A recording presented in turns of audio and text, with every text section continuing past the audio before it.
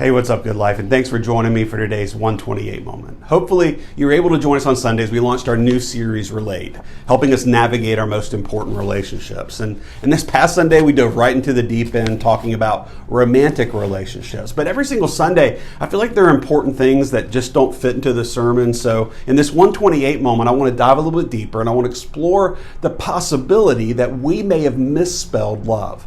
For some people, love is spelled G-I-F-T, gifts. They know that they're loved when somebody gives them a precious gift. Others spell love C-H-O-R-E-S. They see love when they see somebody sharing an act of service, doing something helpful for them, making sure that the chores get done. Others receive love through, say, physical touch or words of affirmation, but no matter how you give or how you receive love, they all require the same thing: time. Time is the standard currency of relationships. And time is a truly highly valued commodity because our time is limited. There's only so many hours in a day, and there's only so many days in a life. And studies show that the average American is going to get married for the first time at around 28 right now. With a life expectancy of, say, 80 years, that means a couple can expect to share somewhere around 450,000 hours of what we hope is wedded bliss. Nevertheless, that huge number starts to dwindle quickly when you account for work and you account for sleep. The average work week has grown to 47 hours from 40, and 20% of us work more than 60 hours. That means that more than 100,000 hours will be spent behind a desk rather than beside your spouse. Is it possible we might be misspelling love? Because all that work is going to require recovery time as well. Nearly 150,000 hours of our lives are going to be spent sound asleep. And in all those waking hours, we've still got to do cleaning the house, we still got to mow the lawn, we still got to pay the bills, we still got to, do those countless things we have to do, and those hours just keep slipping away. And none of this accounts for that arrival of the little bundle of joy where you start changing diapers and sleepless nights and music lessons and doctor's appointment and school activities and Saturday morning games. In those years when your nest is full of children, you may have even less time to spend with your spouse.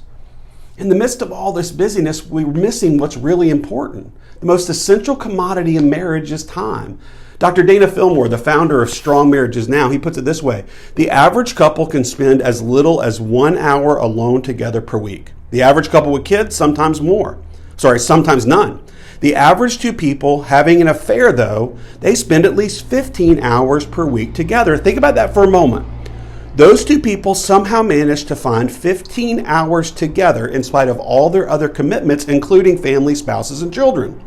When I work with couples, I ask them to find a mere 8 hours a week for each other, and they frequently tell me how difficult it is for them to do that. The truth is, we reveal our priorities by how we spend our time. And we also reveal how little we understand about the brevity of life by how we waste our time. If we want to effectively love, we need to be more efficient with our time. In Psalm 39:4, King David put it this way: "O Lord, make me know my end, and what is the measure of my days? Let me know how fleeting I am. Behold, you have made my days a few handbreadths, and my life is nothing before you. Surely all mankind stands as a mere breath. Surely a man goes about as a shadow. Surely for nothing they are in turmoil. Man heaps up his wealth and does not know who will actually gather it in when he's gone." Our lives are super busy, but we do have hours to invest as we choose. In spite of all our commitments, the average American, get this, still watches 34 hours of television per week. And while you may not watch that much, are you spending the time that you have to make sure that you keep the vows that you've made? At the end of life, I got to tell you, we would trade anything for one more hour with our loved one.